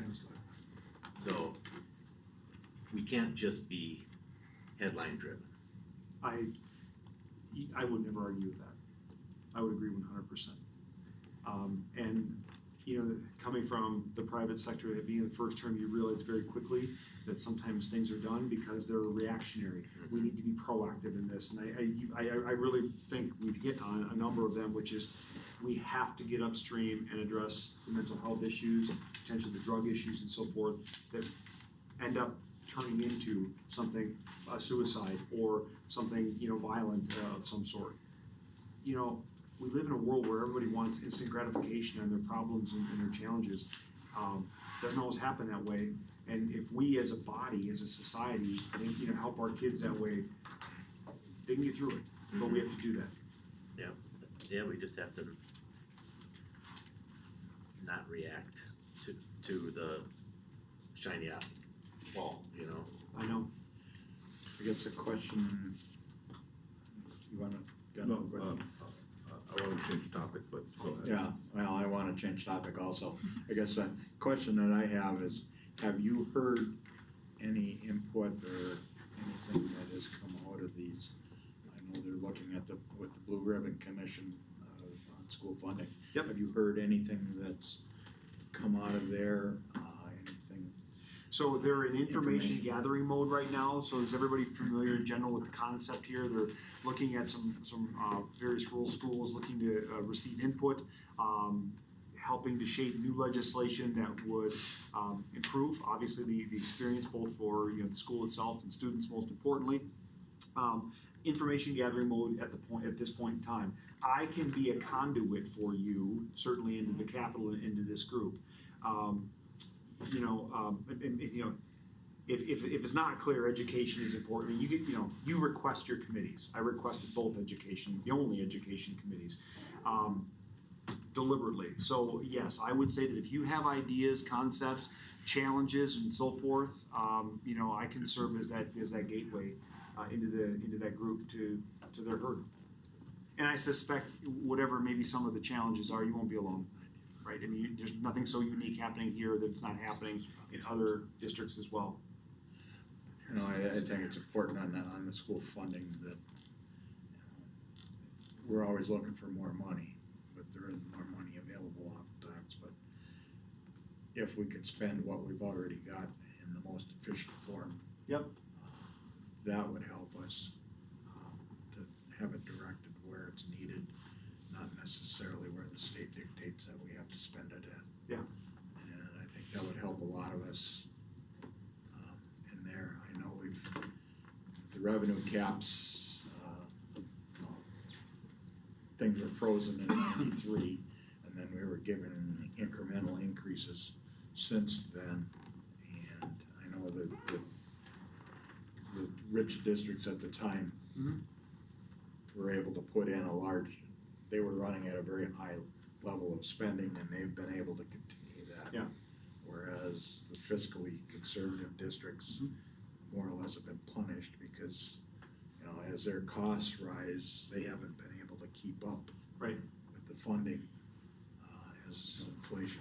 There is a Just a little bit of detail on that. So, best we can figure, state average now is just under 10,200 per student, average. Yep. So there's districts that are still spending more than that. Yes. We're funded at, Tim, what is it, about 9,500? It was just about 9,500. It's about $675 difference per student. Right. Okay, we have 1,554 students on a rolling 3-year average. Doesn't take long, that's $1 million. Right. $1 million, 50,000, below just the average. Okay, we're sitting on the wage and benefit committee, some of us, and we're looking at how do you get our teachers to the average compensation of the CISA section, so just this area. We're not talking about competing with Stillwater, we're not talking about competing with losing teachers into college settings, we're talking about how do you just even pay your teachers an average wage in 6 to 7 years. Our funding model doesn't let us get there. Or we'll stop buying buses, we don't put money into maintenance, so now what? Then we have, you know, what's the good of the district? And so, you know, we're, like any family, we go to zero budget every year, and we have to do every dollar. Yeah. But we're doing it for $1 million less in our district than some other district that was not fiscally prudent. So we've argued this before. Now, there's a little bit of makeup going on, $100 this year, $100 that year. That's not gonna make a difference for us for at least 3 years. Well, you're right. The model essentially was flawed from its very beginning because it was, to your point, you had the frugal districts at one level and you had those who were not, and now everything kept moving in disproportionately. Now those districts that were not frugal are benefiting from infrugality. Yes. So I agree with you. What I will tell you is that I know that there is a strong desire to try and balance this, even beyond the step that was taken. I know that is an important subject. You know, I had this conversation with in our caucus, Representative John Niger, and he's co-chair on joint finance. This is a subject I know John is very passionate about as well. You know, his point, and I agree with it, it's just broken. And it needs to get, I mean, at some point in time, we have to reset this. And for some, maybe who are on the upper end of this, that won't be the most pleasant experience, but it has to get looked at because of the imbalance it creates. I don't disagree. You know, I think that we need to find ways to get more money into the classrooms. You know, so the teachers are the ones who, I mean, they're on the front line. So that 3-year electrician making $100,000 a year, 3-year teacher, our teachers are starting at $40,000, and depending on if they do additional credits work, yep, they can get about a $1,200 increase per year. So it doesn't take you long to say we're still south of 100,000 by a good bit. Well, that's true. That's true. And you know, why don't we have teachers in the classroom? Why are we losing teachers to industry? And if we're going to embrace education, we have to embrace the vocation of teaching. Yeah. And we'll have lots of teachers tell us that they're not in it for the money. I would hope we're paying them a livable wage. I don't disagree. We have teachers who are on Assistants. that have families that are on public assistance. I mean, that is just a sad commentary on our society. And we have, you know, 3 guys over there that were awesome teachers that, you know, went into administration and they helped the school. But if you want to have a family, you know, we just on our resignation list tonight, somebody going into administration because they can't make it Being as a teacher. They make $20,000-$30,000 more being an administrator. And I have a hard time as a school board member telling my kids, don't go into teaching. They don't value it. People don't value it. I have a kid who'd be a great teacher, but I said, if you do, teach in Minnesota. And that's a frustrating, sad thing to have to tell your kid that loves where he went to school and. I don't disagree. I mean, so as you advocate and as you sit on those committees, this is the school board voice that we know will keep chirping. Yeah. And you asked us to give us the facts and the numbers I wouldn't want and not be either way. silent from Western Wisconsin. Right. And so, Yeah. you know, we share it, asking you to be that voice and that advocate. well, you don't have to wait just for these meetings, and I know you know that. Many schools and then many folks in these schools don't hold back and wait. Here's what I think. I think that there's only so much money to go around, right? And right now, when I look at the state of the economic conditions and the demand, my hope, and maybe this is just the way the stars line up here, and maybe it's not as idealistic as we would have wanted in terms of what's valued and what's perceived as not valued in the state, but education is critical to us addressing those issues. And you know what happens when employers can't find labor? They get resourceful, and resourceful sometimes means leaving and going to other areas, and we don't want that. And so I think it's imperative that we address both issues, but my point is they are connected. And it would be maybe my hope then that because of that connection, we start to see more material progress. So, Shannon, I've been uncharacteristically silent. I was wondering if you were feeling okay. The Act 10 year, we had Sheila Harsdorf and Dean Knudsen were, you know, co-chairs of the Joint Finance Committee, so you would think we would have about as much influence on the state budget as could possibly be. Yeah. And WASBA every year I say, hey, is there anything that we can say from Hammond that's gonna make a difference in Madison? And for the most part, it's no, they're gonna do whatever the hell they wanna do without regard to what we say. That was a different year. Waswa said, no, this is gonna be different. And I spent hours with both of them. Yep. And not a damn thing changed. It was the same, when it got down to it, the governor did whatever he wanted to do. They took their direction from the governor, even though they'd sit in this meeting and say, you know, Yes. I agree with you, but that's not the way it's gonna go. Yeah. It's like, well, you're the most powerful seat in the legislature, why can't you do something about it? And they couldn't, I mean, it just was a fact. And so, you know, frankly, I've told people that look to me, it's like, we're gonna do the best we can with the money you give us, you being the state. And that's the best we can do. Yeah. And, you know, we've asked for more money, you get a surplus, well, don't spread it evenly. Catch us up. We had $100,000 surplus and we put it in a retirement fund. You know, we've lost the local retirement, like, okay, and we'd have our, you know, teacher committee, and we said, hey, teachers, you tell us where you want it. Well, they wanted it in to fund it, retirement, and we've said, hey, we can take that $100,000 out of the retirement 403B program and put it in your current wages. No, we don't want that. But, so you got a surplus, catch us up. I mean, we're $500-600 behind the average. And, you know, those posters on the wall say that we do well above average with well below average compensation because we have awesome teachers, we have awesome administrators, but we're gonna keep losing them. I mean, I don't know how you can stay, you know, be a 30-year teacher and make 50 grand. I mean, it isn't fair to your family. You know, my son's a teacher and been a teacher for 8 years, he went to school here, you know, and I'm super proud of him. Yeah. But, you know, at some point, he's gonna make tough decisions. I think the thing that probably drives me the most nuts is, you know, everyone talks about local control, but they'll never give it. It should be local control, not except for this and this and this and this. And then it's property taxes. So it's a religion that property taxes won't go up right now. This school district would pay higher property taxes if it went into the school.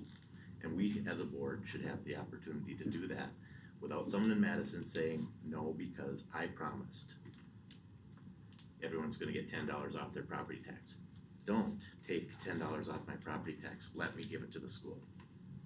We had this is 10-15 years ago, we had a failed referendum in this district, and I asked people, you know, how did you vote on funding the new county jail? Oh, I don't remember voting on that. No, we fund prisons without asking voters, but we force education to pit senior citizens against kids in a public vote. I mean, that's just not right. And it's sad. I've been on the school board 20 years, and I've always been proud of this district, and I think if you have a kid in the middle school, they'll finish out just fine at St. Croix Central. You have a kid in kindergarten, I just can't say that in 12 years, the state's gonna continue to fund education at the same level. I mean, it's, every year, it's just, we're falling further and further behind. And, you know, we have, I don't know how many millions of dollars of buildings. Well, we spend $50,000 a building on maintenance because we spend money in teachers, not on repairing buildings, and then you get behind and behind and behind, and we use the energy credits to catch up a bunch of things like furnaces and that sort of thing, and now If we hadn't can't done ever that, do that. Oh, if we hadn't done that, we'd be, we would, Yeah. we'd be screwed. And now they don't trust us with that. Well, that's, you know, that's the thing that frustrated me to no end. You know, as Robin Voss was strongly supportive of the energy efficiency grants. And the final budget goes into the Senate passes it, and you can have 3 senators turn around and talk to the governor essentially to reject those items out of the budget that they don't like, and it happens on line item vetoes. You know, the rest of the legislature had already spoken. It'll be back in 1,000 years though. You know, and this whole thing of, you know, crossing it over and wiping it out for 1,000 years, you know, it's crazy.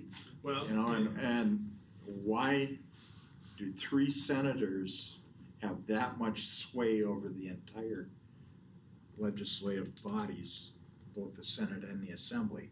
And I know the reports that I read, you know, Voss was beside himself because nobody even talked to anybody at the Assembly on that matter. And, you know, it angers me and frustrates me, so, you know. And if I had my choice and I could vote for any one of those 3, they would be gone. so Shannon, I appreciate your passion about this and being willing to stand up and go to Madison and fight, you know, chasing windmills and stuff, I think some days.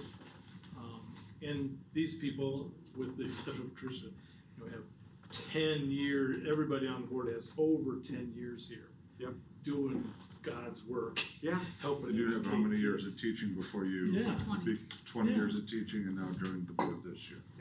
You know, and it just is, and so I spend my time in Hammond at St. Croix Central because there's no point. I just feel as if there's nothing we can do here that changes anything there. And I appreciate your openness, and I hear I you. wish I could do more. Yeah, but you're one of, you know, and everybody loves their representative. Yeah. And as a whole, they're not funding kids.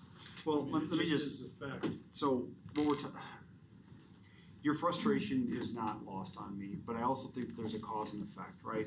And very sadly, and I think maybe we're at that stage where the effect of some of these challenges do come home to roost at some point in time, and people can't ignore it. So I mean, some of the subjects that were just raised, they're bigger than, you know, maybe, you know, I can't speak to the 3. And, you know, do I understand what happened? I do understand what happened. Do I think that that's the right way? No, I don't think government should be necessarily run that way. But I think that those sort of changes come with time. I've said this many times, it's a 4-hour drive for me. I hate the drive. And so my feeling has been, and what motivated me to do this in the first place was to try and make a difference. Not in leadership, I'm not in joint finance yet. But if I can make a difference, we'll do some good work, and then I'll hand the baton to somebody else to make the drive. Is kind of the way that I look at this. But your frustrations are valid. I mean, you know it. It wouldn't be the only district I'd be sitting in to hear this. So one last point here about the surplus. I think it came up. I just want to go back to this. You know, yeah, what an opportunity, right? to go back and catch up. Well, and you're right, but there's also, and this is why I'm very hopeful, that there's another opportunity like this, because yes, the governor made the recommendation that money be directed towards families, okay? And, you know, I personally didn't want to vote no on that, because I don't want to, deprive those families of that money either, right? And besides, it's taxpayer money. But I didn't have another choice. There wasn't an option B or C on that card, if you will. But it doesn't mean that there won't be. And it doesn't mean that as this issue becomes a bigger issue and if the economy continues the way it is, revenues are up, those opportunities present themselves. And I do think that we need to address this issue so that we can, in fact, help resolve our workforce issues as well down the road. Because, as I mentioned multiple times, they're tied. Yeah, right. But that goes again to the same thing, governing by crisis. Now we'll put money into education because we got so far behind that we don't have the people. Yep. You know, now we'll put money into this because that's the oh my God moment that's going on right now. And 10 years ago, somebody's gotta look farther forward. And 10 years ago, there was a report that said we needed 72% graduation rate into this level of jobs, and we were at 58%, so we're 14% off of that pace to fund the state budget that we wanted to do to get to where we need to be in transportation, blah, blah, blah, blah, blah, blah, blah. So I don't know where we're at on that metric, but 10 years ago, that was the headline. I guess all I can say is I don't disagree. It's tough to get a 10-year projection on something that changes every 2 years. I think the one thing that I just wanna say is this, and that is, Jeff said it, most of us have been on this board for at least 10 years. The guiding force behind this is the stuff that you see on the walls here. Every decision that we make, when it comes to the time, when we have the discussion is this the best thing that we can do for our kids? And a lot of times, I don't see that being done anyplace else than rooms like this. And that's tragic, because everything that we want to do from this point forward is going to be because of the kids. And if we can't prepare them, because we don't get the funding, because we can't get the best teachers. This board, what was it, 7 years ago, we issued a statement to our administrators that says, we don't want good teachers. Don't hire good teachers. We want great teachers. We have great teachers, we're gonna lose great teachers, we need to replace them. If we can't pay them average, we're not gonna get great teachers. We're gonna lose them because they're gonna be going other places, because they're gonna realize that, I can't support my family. And that's tragic. It's tragic that we are going to lose all of the opportunity that we have because we won't fund education the way it should be. And the CISA average right now is just over $50,000 for teachers, so in context. Some of what you said is encouraging, and the discouraging part to me is that there's not enough credit given to the return on investment of education. The real numbers, the verifiable numbers that the state has and knows, but not enough people in your community seem to know that. Well, as an employer, there was this you probably heard this before, but I'll say it anyway. So there was we're talking about investing in training for some of our staff, right? And I forget how that went, but basically it was, well, what if we invest in that training and then they leave? And the response back was, well, what if we don't invest and they stay? So it's understood. I mean, it is understood, and I it's understood by you. Yeah. I hope that your colleagues can join in your understanding. Well, and so get a better understanding of it. The term freshman applies in this capacity as well. When you get to Madison, they don't necessarily give you a guidebook. In fact, just finding the restroom sometimes in the building is confusing enough. But been there, done that. It doesn't take you long, and you figure it out. And I feel like at this point in time, I have a pretty good understanding now of certainly how to get legislation through. It's politics, right? Who do I need to influence here to make sure that this advances? The reason you'll hear me, and this is very deliberate, so I don't mean to discredit or in any way, shape, or form communicate that maybe education is so important, but you'll always hear me hook education to workforce and the economy. And that is selfish and deliberate on my part, because if there's one thing as an entrepreneur in this state for now 22 years I have figured out is business drives a lot. And when you hook something you want to it, you have a better chance of getting it. So I want to just say that if you see me this summer or campaigning somewhere down the road and I keep connecting the two, I do that deliberately because number one, I believe it. I do believe in the value of that connection, but I also understand how it is then perceived by those I will talk to. Well, convince them all that this is their 401k and there's a match, but you have to put into it to get the match. Yeah. I don't disagree. I mean, we right now in our little company in River Falls, we're struggling just to fill our jobs, painfully, and it just shouldn't be that way. What do you do? Do you hire 17, 18-year-olds for the summer? Because I got one that I'll send down tomorrow. Well, at our company, we typically take them out of the tech school or the university, but we do. I thought you were gonna say daycare. Well, desperation I'll creates. send two of them down tomorrow. But and our story is not an independent, isolated story. It's everybody I think is dealing with it to varying degrees.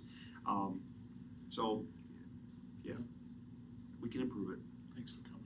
Well, Appreciate it. I wish I could do more for everybody, and I am very grateful for everything that you guys do. Like I said, I've sat in so many programs, the Hudson Raider program, and River Falls got their version. I see you've got that is great stuff. And for me personally, I think the salt of the earth is inside those classrooms. So I value it, I appreciate it, and I'll certainly do what I can, and hopefully that becomes something with greater force as time goes by. Well, I wanna thank you for coming, and Thank you for your thank you for your hard work on behalf of us. And, All right. continue the good work. And if you Take know the of a good way, fight. if you know of a way for us to influence this more, if you have something, let us know, cause we're passionate about influencing this more. Well, tell you what, I'll follow, because I think there are some things, I mean, you don't wanna pepper spray everything, Right. every idea in the world. I think my primary recommendation would be is distill it down into the top two, and I know funding's just the easy one, right? But distill the top 2 or 3 things that you think make a big difference. Focus on, just be focused in the message that gets delivered. I can deliver it, I can make sure the Blue Ribbon Committee hears it, and we can continue to advocate for that. I also would encourage you, and this is something my office can do, is I just thought about this, when we have committee hearings, come testify. I mean, you think it doesn't matter, but it does matter, because you have, again, it's a bipartisan committee. I tell you what, you get some charged up people. Well, for example, on the safety issue, man, that place was ablaze with people, and rightfully so for the protection of our kids. But it was a high degree of energy, and maybe that was, I'm going to speculate, maybe that was part of the motivation. Reactive, I do agree, and so forth, but those things are ways that other legislators see you, hear from you, and they can, feel that conviction in your voice as well. Good stuff. Okay. Thank you. Thanks, appreciate your time. Thank you for the cookbook as well. It's easy to find ours, it's in the front. Yeah, it's They're champion. They were champion, first year. All right, well, I'll let you guys keep on with it. Thank you again for the invitation. Thank you very much. All right, appreciate it.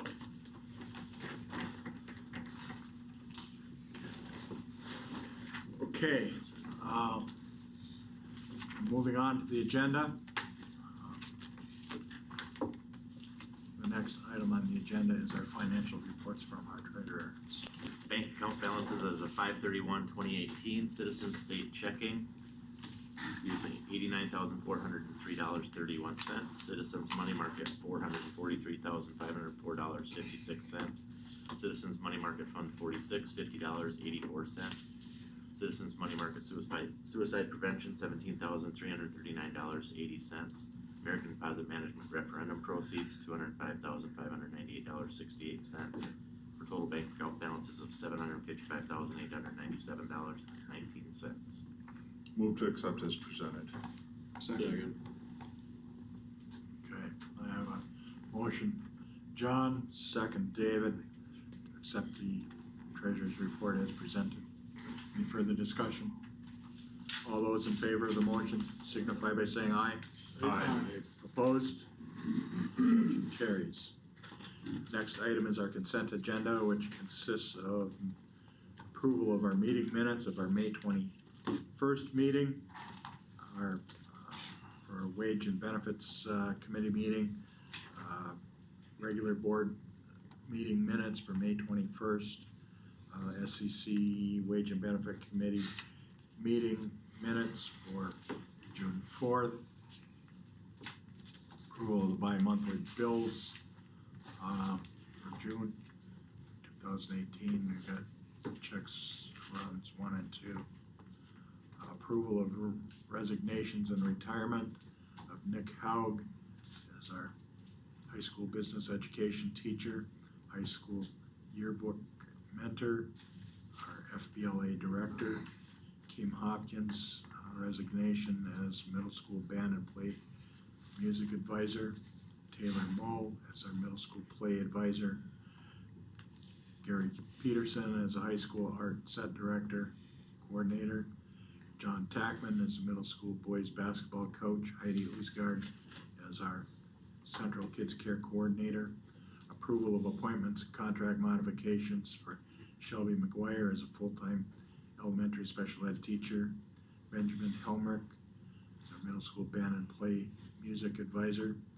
Brianna McGee as our C-team volleyball coach. Mitch Klimick, our assistant track and field coach. Eric Fraser as our high school play and art set director and coordinator. Zachary Young as our 5.5 hour housekeeper at the high school.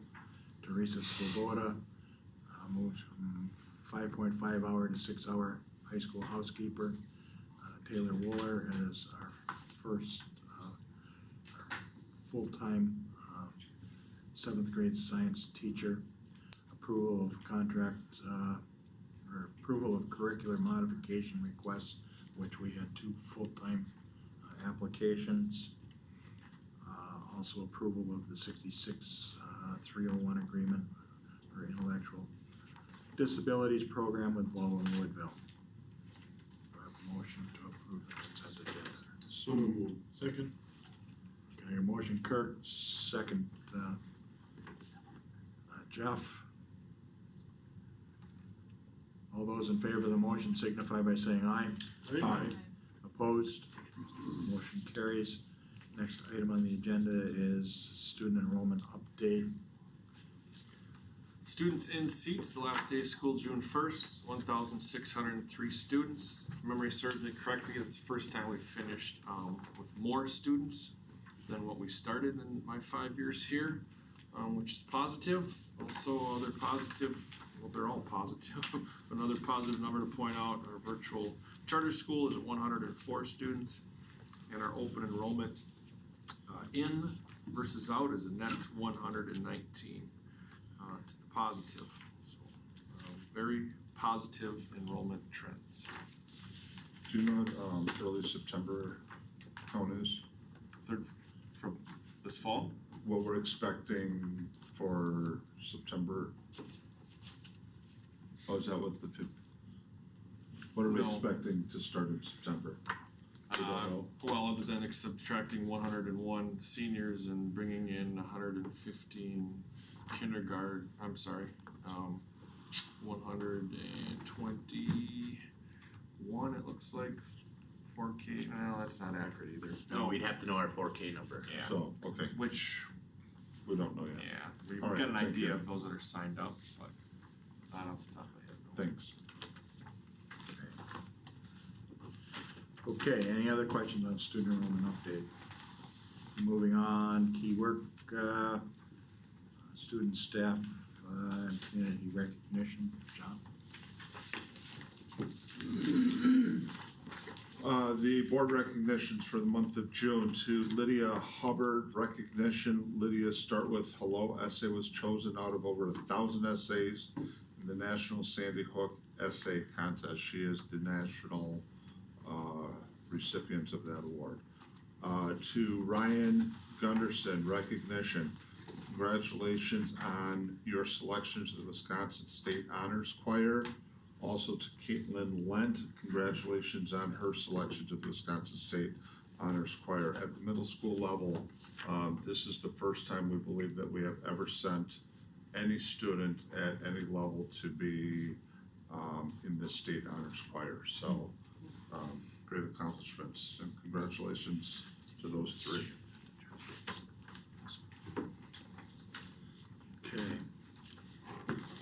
Okay, thank you to those that submitted those recognitions. Okay, moving on to the next item is consideration of the WIAA 2018-19 senior high school membership renewal. This is the annual renewal form, just need formal approval. Again, as a reminder, 3 years ago, the WIA Board of Control made a motion to suspend membership fees, and it's kind of, we're in statewide school budget crisis, so that continues, so at no cost for the renewal. Just would need Howard's signature on that form and a motion to approve. So moved. Okay, motion John, second David to approve the WIAA senior high school membership renewal. Any questions or comments on it? Otherwise, all those in favor of the motion signify by saying aye. Aye. Opposed? Motion carries. Next item on the agenda is our year-end budget allocation transfers. So you probably noticed under the bi-monthly bills that there was 2 check runs for the accounts payable, and we've been running checks here in the district office every Friday to get those through the accounting as we go. And we've also been running payrolls, and we have 1 payroll left that we will run on June 30th, and then we'll close out the year for the auditors coming. So this is kind of one of the final steps too, is to go through and transfer money from places that maybe we don't need the funds to other places where we do. You can see that we are anticipating that we're gonna have about $175,000 in increased revenue. Some of that is from some programs out at the high school where they're selling, Panther Construction is selling some different things, I'm not sure exactly. 2 deer stands. Okay, and then the Panther Catering has also been doing quite a bit of catering, so all that money goes into Fund 10, all the expenses go out of Fund 10, so we were able to increase our revenues due to that. Source 270 is increased revenues for athletic student fees, game receipts, entry fees, that type of thing. Because of different football games and stuff like that, those revenues were increased. And then we're also seeing an increase in our open enrollment which is over and above what we had anticipated for this year of about $135,000. Expenditures, there were 3 main areas where we needed some additional funds. Function 120,000. We needed about $65,000 extra in there for some IT, some instructional materials, Title I supplies, some high school supplies and equipment, and virtual ed as well. Function 160,000 was increased expenditures for athletics and activities. A lot of that had to do with the cost for traveling for like the state football tournament, and then as well as the cost of refs and judges for those programs has been increasing. Function 250,000, increasing $55,000, and that's mostly for utilities. The utilities were increased quite a bit this year, mostly because of the cold winter that we had. Our heat and electricity were both up considerably. Any question on the Fund 10 budget changes? Jen, the revenue line 270, is that a net, or does it then come up, the extra expenses show up in the expenditures? Right, so we brought in 40,000 more than we thought we were going to, but we spent 55,000 more than we thought we would. So kind of on a net basis, about a $15,000. Yeah. Yeah. Fund 27, we had just a couple things. Function 150,000, we had additional para needs, so we are increasing one of those line items by 22,000. And then it looks like we're going to have a little reduction in our transitional and educational services. That's where we send students out to other districts. Any other questions? No. Move approval of the transfers as presented. Second. Okay, I have a motion, Jeff, second David, approve the budget transfers as presented. Any further discussion? All those in favor of the motion signify by saying aye. Aye. Opposed? Motion carries. The next item that we have is the discussion of designating an official newspaper for the St. Croix Central School District. Alright, following our last discussion, talked with Pam and Jen and kind of looked into some of the possibilities. I think Elaine as well, shared the 45-day thing, shared the discussion we had about possibly publishing our own minutes and sending it to all box holders, or publishing our own agendas and meeting the notice laws, et cetera, et cetera. We could, because of the legislation states that we don't have, if we don't have an official newspaper in district, or if we don't have a newspaper in district, we don't have to have one. So we could, but just the idea of that publishing, and it just it kind of brings back the reason we stopped doing the newsletter. Just lots of wear and tear in the copier and send it out, and the postage, and it's a lot of work. We got to sort all the newsletters or whatever we'd be publishing, and in the end, I think it's just our recommendation that we just stick with the traditional newspaper, whether it's New Richmond News or the Baldwin Bulletin. We spend $7,000 per year on all our newspaper costs. That's job postings and all the notices, and our agendas and minutes as well. I was thinking about too, we have more opportunity for non-compliance or for missing a date, or, just a 1 day. Well, Out of bigger fish to fry, and the grand scheme of things, probably, just be easier, just status quo, in our opinion. That 7,000 that we said that we're spending, is that past, and do we expect that amount to stay relatively the same, or are the charges different with other papers that we've had in the past? It's all government rate, so it's all Okay. standard. Jen ran the number at 15, 16, $7,032, 16, 17, $7,257. And in February, when I initially asked, it was at 4,800. It was on track to be about the same. Okay. But I think that's just, of course, 15, 16, it was Central St. Croix News and New Richmond News, and so maybe it's going to be a little less, I don't know. We've been utilizing our digital signs a lot for postings for jobs, openings, and our websites a lot more than we used to in the past. It got pretty expensive, so we've been really cutting back on that. Directing them, a small ad, directing them to our website. Okay. Well, I know there's some people upset with the paper because of what was reported in there, and didn't seem like a fair presentation of what the issues are. I don't think we're the only district that's run into that. Richmond's squawking about that too, so. Did they contact you when they saw that it was tabled? No. For comment? No. They haven't contacted me. Do you have a recommendation? I do, I recommend that we continue with the New Richmond News. So, okay, so with that, do I have a motion? I don't think we need a motion, do we? Just Yeah, continue. it's official. Because it never was official. Well, we we do had to because designate, we had to designate. we're at the legal point of having to designate again. That was an interim. Correct.